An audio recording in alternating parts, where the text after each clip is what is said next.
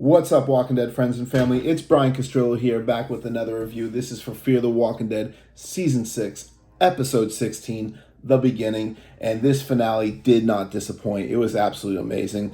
John Glover, Keith Carradine were absolute magic together. Lenny James put in another phenomenal performance along with, Karen David. Those two, their relationship is absolutely beautiful. We got Sherry, we got Dwight, of course Dakota. There was Strand, who was fantastic. My favorite, Danielle, Salazar. Oh my goodness, just so many great moments. But we start the episode where we got Rachel, and she has her baby, and I don't know why she was by herself. I mean, that just did seem kind of odd to me, but regardless, she was by herself. Her truck had broke down, and she's trying to change the wheel by herself, and the tire or the whole truck just falls on her leg, and the bone is literally sticking out of her leg. If you've seen this scene and that did not make your blood pressure rise, or your heart was pumping, or just your total anxiety was not up because of this, then you might want to check your pulse altogether, because wow. So the truck falls on her leg. Her bone is broken. Literally sticking out of her leg, and and this is just talking about the strength of Rachel in that moment and what she had to do.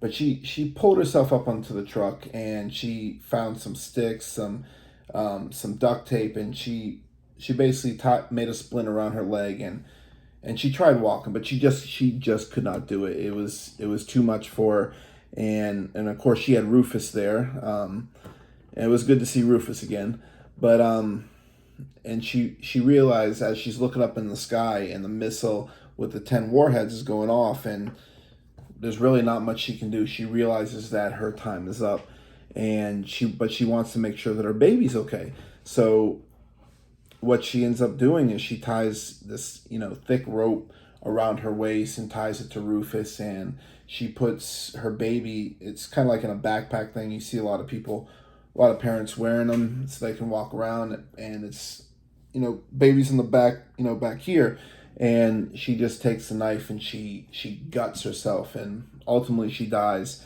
And and then later on,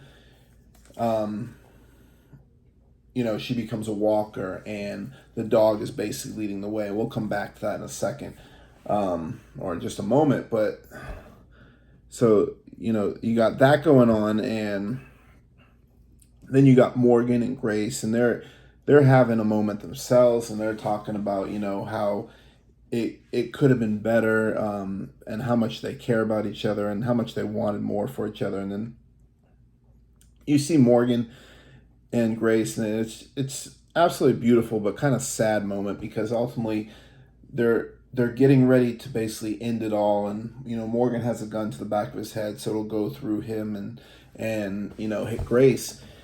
But then Grace, she's thinking that she's hearing a baby, and I'm going to be jumping around from scenes, because these scenes was so good. But she thinks she hears a baby, but it ends up, Morgan starts hearing this too, and it ends up being Rufus. And this is the second part of that, which is towards the end of the episode. But they hear the baby, and then that's when they realize that there's still something out there to live for, and that they're ending it too soon. And they go outside, and there's Rachel, and she's coming up, and they see Rufus coming up, and she's behind them, and they hear the baby in the back crying. And then of course you see the look on Morgan's face, because he couldn't have saved her, and takes his staff right through the face, and ends her as a walker, and then takes the baby, and then then they realize that there's something that they can at least try and fight for. Then we go to the MRAP, and there's Luciana, there's Daniel Salazar, you got Raleigh, you got Riley, there's, and excuse me, there's, and I know I'm forgetting everybody, but one of the big moments is, you see Daniel Salazar, and this is a moment from Daniel that I've been waiting for a long time. This is the Daniel that I always remember from early in the episodes, or in the early seasons. But he's talking to Riley, and he's questioning him, and asking him, why would you want to, come with us, and just if you why don't you want to stay out and see your work as the whole world dies? Why do you want to come and be safe with us? And they're trying to go where Alicia is at, but Daniel's talking about this voice that he just can't pinpoint who it was, but it sounds familiar, and they gave him these coordinates, and Luciana's kind of sticking up for him, and she wants to go, give him an opportunity for this, but he just can't remember, and Raleigh's just kind of calling him out for it. And then they start going, they say they're going to Luciana, or not Luciana, but where Alicia's at, and they keep going, and then I think the brakes were given out, and during this trip, that's where Daniel is, questioning him, and Raleigh was kind of, being harsh on him too, about saying, remember the last time, you were losing your memory, and just really going hard on Daniel. And Daniel's starting to put two and two together, and while, they stop and they're trying to fix, I guess, the brakes or whatnot, and everybody is out there fighting, the walkers, and you see Daniel then go to Luciano and says, you got the gun, and he's just pleading with her, give me the gun. And then Raleigh comes walking around the corner, and then you see Daniel like, and just flat out shoots him. And I'm like, whoa, where did that come from? But Daniel found out that Raleigh was actually working with Riley, and they were just leading him off to some wild goose chase so that they couldn't get the safety to wherever these coordinates that Daniel was talking about, or even tell him where Alicia was at. They just basically wanted to bullshit him, and apparently Raleigh had become part of the end as a beginning people, and that was the Daniel that I've been waiting for. And Daniel he knew he was listening in, he was getting the information and putting two and two together, and just took out Raleigh, and it was like, whoa. And then of course they get back in the MRAP after it's fixed, and they start heading towards these coordinates. But now we're going to jump over to where Sherry and Dwight are, and they're coming up to this house, and they're they're having this beautiful moment, and Sherry's talking about how she lost herself, and just always going for the bad guys. She's talking about Negan, of course, and how she lost all this time with Dwight, and let's just find, some beer, some pretzels, because if we're all going to go out, that's how I want to go out, and, our way. But they're at this house, and then all of a sudden, you get this dad comes out with the gun, and the mom comes out with the gun, and there's a daughter too, and and then they say that some people came, and they're, rambling on about the end as a beginning, and they took over their basement, and how they locked them out. And of course, Dwight's, he's like, I can get that out open, and he ties, a rope to the horse and a rope to the door, and it ends up breaking.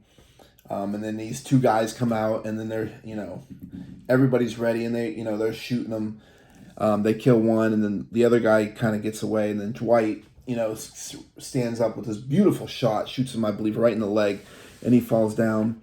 And you see this as he's, talking to him. He's like, Dwight's basically saying that, you're going to, just like you wanted to do to this family, we're going to make you stay alive and see your creation come come to fruition, because he noticed that he's scared. And then you see this walker in the background, and this walker was completely badass. Another tip to Greg Nicotero, who did a lot of these designing, and that walker was phenomenal.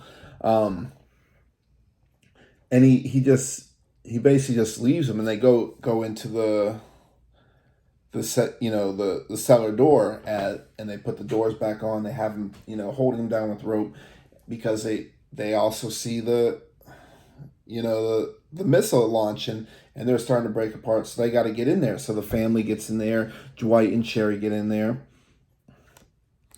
and then they're safe. And of course you see the bomb, the after effects. It destroys the house over where Morgan and Grace are. They see the bomb and the after effect, and they run and get under a truck, and they're holding the baby, and they're trying to protect them. And then it didn't seem like the bombs were that. I mean, don't get me wrong, they definitely did a lot of damage, but it didn't seem like they had as much oomph as they could have had. But they were able to get under a truck and to protect them while the force was coming through, and they definitely got a lot of debris and stuff on them. But then, particularly, probably my favorite moment in this whole thing. And this is not the moment that made you go, yes. That was probably the final moment. What happens, and I'll get to that in just a moment. But I want to talk about my favorite moment, and that is Victor Strand. He's like trying to get away. You see him running off on a horse, and he comes across what looks like. I know in the previews a lot of people were talking about it looks like the Dell Diamond baseball stadium, but it was actually a building, and he goes into like what looks like a parking garage, and it's got windows and everything, and he comes into this parking garage, and he's looking out the window, and he sees all these walkers down. He realizes that he's trapped, and he's like, oh my gosh, I can't, this is it. And he lets out this scream, and I felt that I understood the frustration that he had in that moment. Although Strand has been really getting on my nerves. Brilliant acting by Coleman Domingo, but Strand the character, ugh. But he goes into this room, or opens his door, and there's this room, and he's walking through. You see a dead cop in there. You see other walkers, and they're dead. I mean, they were taken out. And in the background, you hear, well, first, let me kind of describe the scene, because you're looking through and you see these paintings, and you see a flag, you see different weapons, basically a lot of historical stuff that we see in the room. And in the background, you're hearing this song, and it's called See That My Grave Was Kept Clean, and this was sung by Blind Lemon Jefferson, who sings a lot of blues and gospels, kind of known as the father of Texas blues. Beautiful song, and it was just going on in the background. And then out comes a new character called Howard the Historian. This is played by, and I'm probably going to mess up his name, but Tahi Omid. Forgive me if I said that wrong, but he comes out and he meets him, and then Strand starts telling him a story about how basically in the sub where he came from, and he said there was two guys, and one of them was basically kind of a selfish guy, and the other one was trying to be the martyr and he basically said that his name was Morgan. He basically took the role of Morgan and told him that's who he was. And then they were both, watching, they're going over, talking about, what they've done in life. Howard the historian was talking about how he, was collecting all this stuff from the different museums and whatnot. And one of the things that he said was, that flag over there, it came from the Alamo. Now, before I get into that final scene with him, and I want to kind of lay all this stuff together and why this stuff really means a lot, and why the scene was done perfectly. So the song that I was mentioning, by Blind Lemon Jefferson, See That My Grave Was Kept Clean. Now, I believe that Morgan was, he was pretending to be Morgan because Strand is always, he's kind of a complicated character. He, not really the best of people. He's done some pretty selfish things, and he wants people to love him. He wants people to respect him and really like him. And he does some off the wall things, but in the end he kind of he feels that he's doing the right thing. So, See That My Grave Was Kept Clean, to me that tells me that the fact that they're using that song, he wants people to think that, where he's been, what he's done, that he's done good. Keep it clean. Keep it clean. Don't dirty it up and, say that I was selfish or anything. He wants people to like him. Again, my grave was kept clean. And I want to read like a couple lines of the song. I'm not really gonna, do it all, but you can look this up. It's a really beautiful song. And one of the things that he's like saying, there's just one kind favor I'll ask of you. You see that my grave is kept clean. And I was kind of going over that as well. And he's talking about two white horses that are following me. And that could be sort of a metaphor towards Morgan and Alicia, who are kind of two of the, sort of the leads that Morgan has kind of followed. He's kind of did what they wanted. Or even you can go back to Madison, and they were sort of the white horse, so to speak, the saviors, the ones that are and let's see, what was it? And my heart stopped beating and my hands turned cold. That could be, in the end, I think Strand, he starts realizing that the methods that he's used, while not the prettiest, have actually worked. And I think he starts realizing that his method is probably, at least in his mind, is the best way. And I think going forward, we're going to see Strand really focusing or really following that rule that he went by. But also that the other thing, that the flag over there, it came from the Alamo, that really made me think of course, the famous saying, remember the Alamo. Now, in season 7, when we see Strand again, I don't think people are going to forget. Morgan is definitely not going to forget what he did in the sub when he basically tried to kill Morgan. I don't think Alicia's going to forget. I'm not going to forget from, a fan's perspective what Strand has done, but I don't think everybody else is going to forget. And also, right at the end, Dakota let everybody know on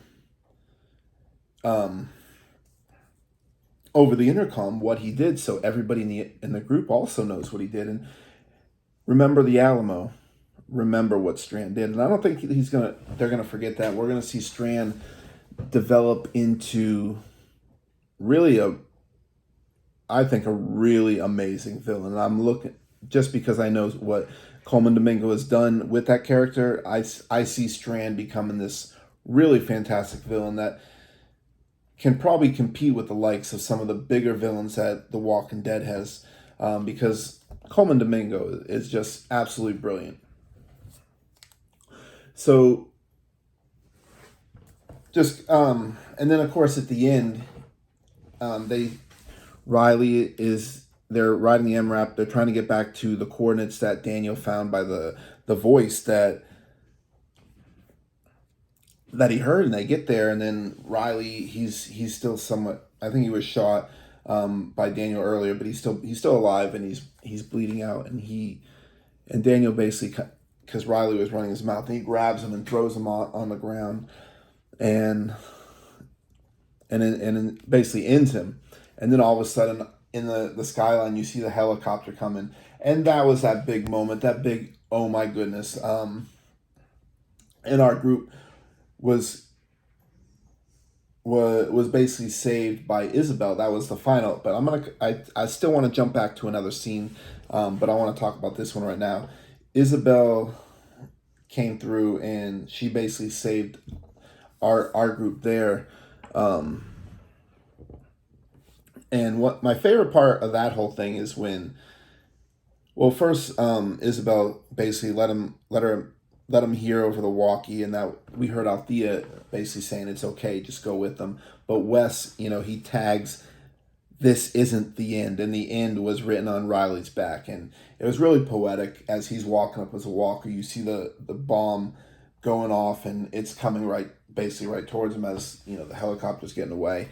But there's another fantastic scene, and this one is where you see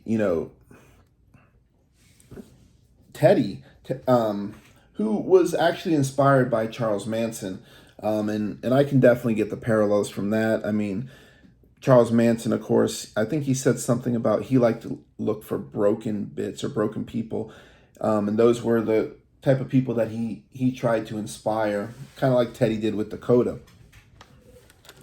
So you got Teddy and Dakota kind of talking about the scene, and then all of a sudden you see Keith Carradine, who of course plays John Dory Sr., and you see June Dory in the background, and they're actually trying to get through to Dakota and make them realize that Teddy is not the way. He does not care about you, even, and of course Teddy's trying to prove that he is, and he said John Dory, he abandoned his own son, and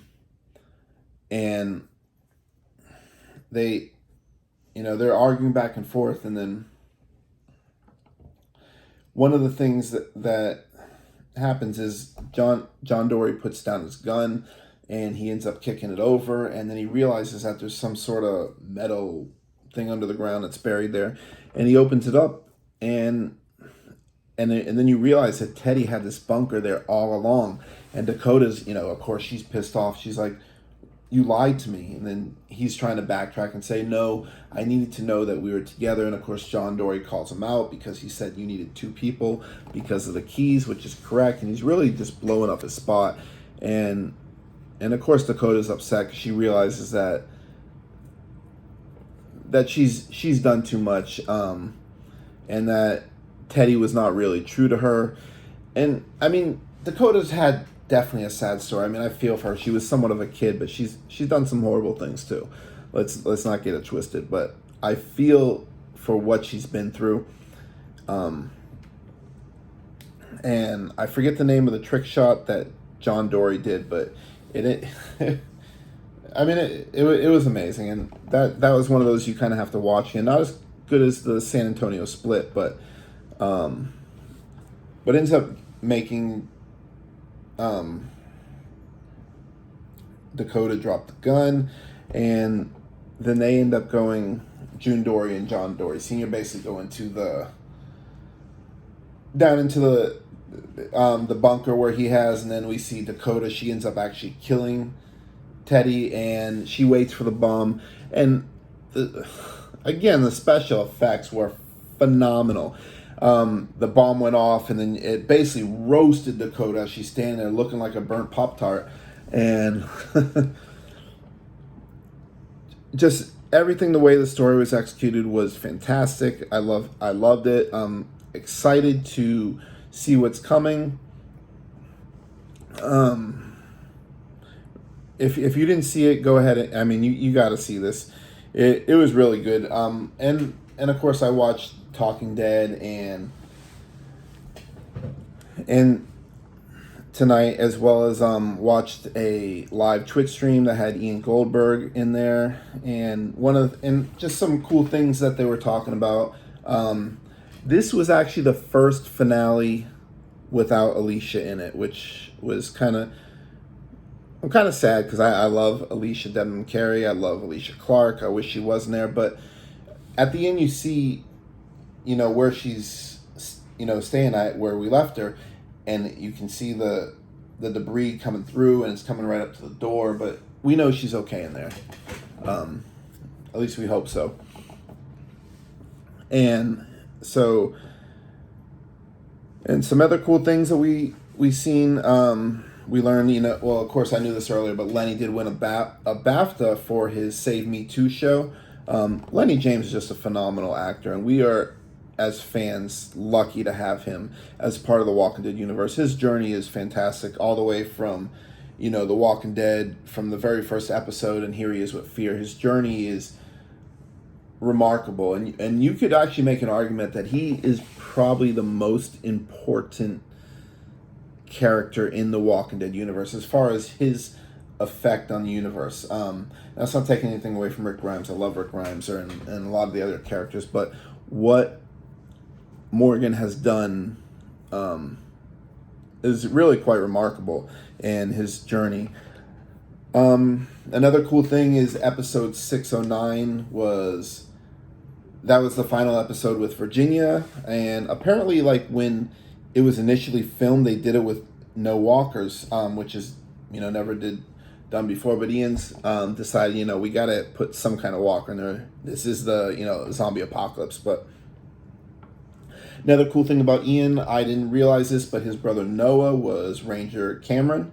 This was the same ranger that Dakota killed, which started off a long series of events that ultimately ended up getting John Dory Jr. killed. Sadly, amazing character. I'm definitely going to miss him. Wish he could be with the crew going into season 7, but and season 7 is already in production.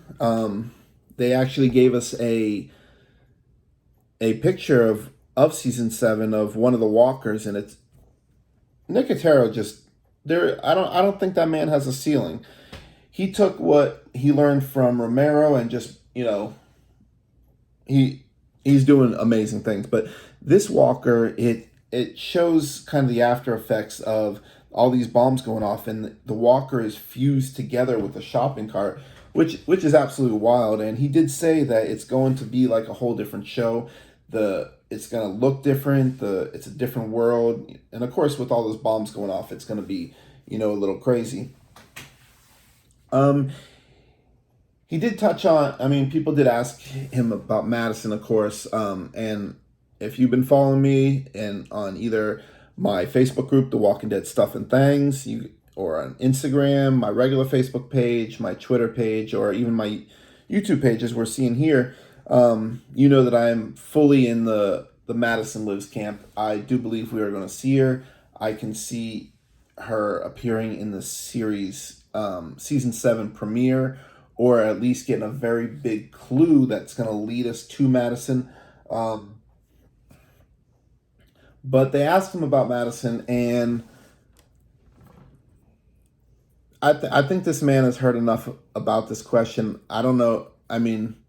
I hope she's coming back. I miss Kim Dickens on the show. She was a fantastic actress. Her character is amazing, but I think he's heard the question enough, and the way he answered it, it's basically like he didn't answer it, and that's kind of what they've been doing off. I know if you go back, they said she was dead, and they've even put her in memoriam. But if we follow the Walking Dead universe, we know that the memoriam doesn't mean ish. We had Morales come back. Cole came back, and he was in the memoriam. So memoriams, for those who use that as their argument, memoriam doesn't mean anything. Absolutely nothing. Cole proved that memoriam means nothing. He was literally in the memoriam. So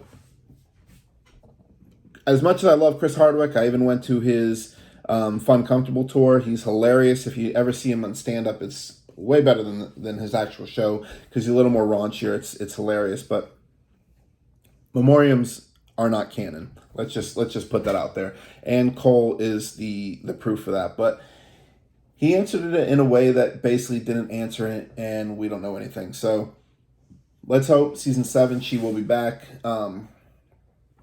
And I can see one of the things I predicted that was going to happen a long time ago is that I could see Victor Strand dying at the hands of Madison Clark, which would be really poetic because they started off kind of at odds, but then they became best friends. They were drinking buddies, and they were friends throughout in the apocalypse. But of course, if she survived, we'll find out her story, what she went. But Victor kind of went off on his own path, which is really kind of a Victor path. It wasn't really a different path. He just kind of was going a little bit more extreme.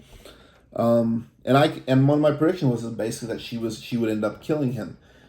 And if Victor is going down this villainous road, which I can complete, and I think he would be a phenomenal villain.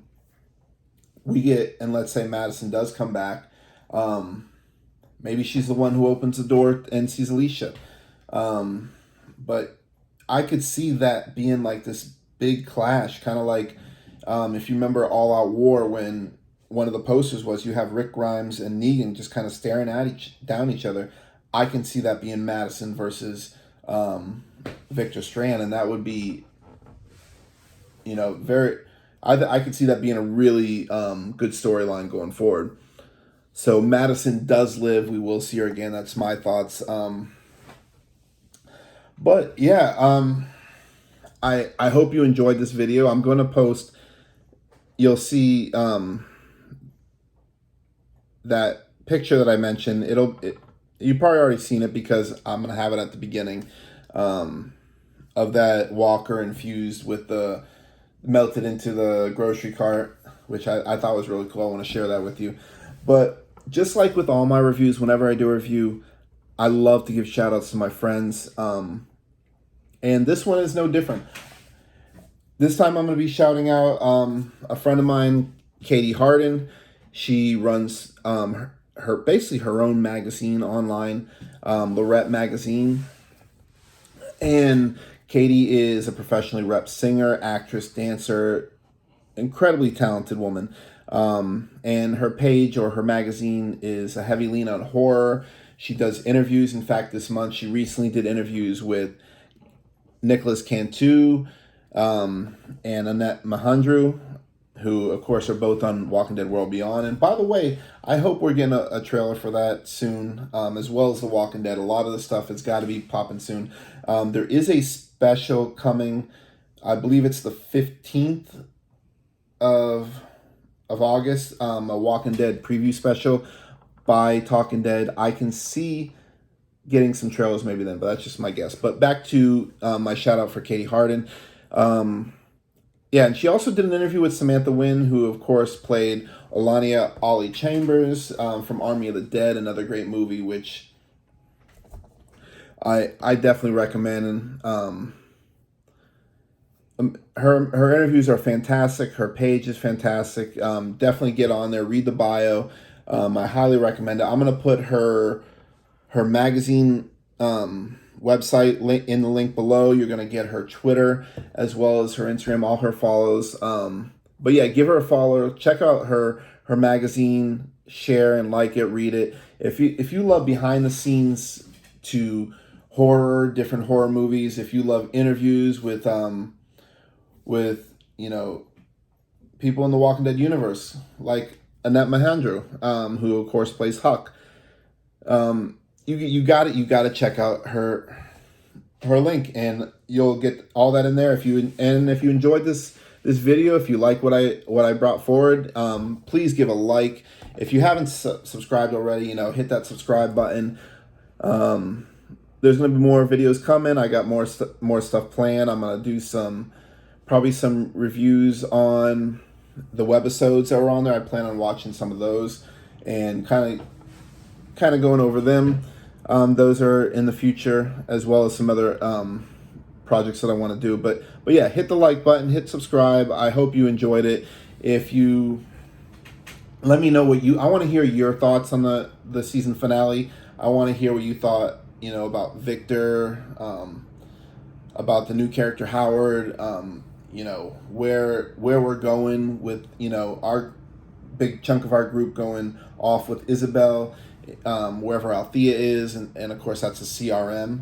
And of course we got John Dory Sr. and June Dory, who's down in a bunker, and Alicia's trapped in a bunker, you know, down there. And we learned that, and I can confirm this because Ian did say that Rufus and Skidmark are both safe, so no worries there. They are safe. But yeah, season 7. Let me know what you think.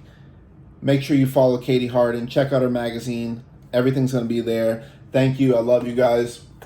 I'll see you next time.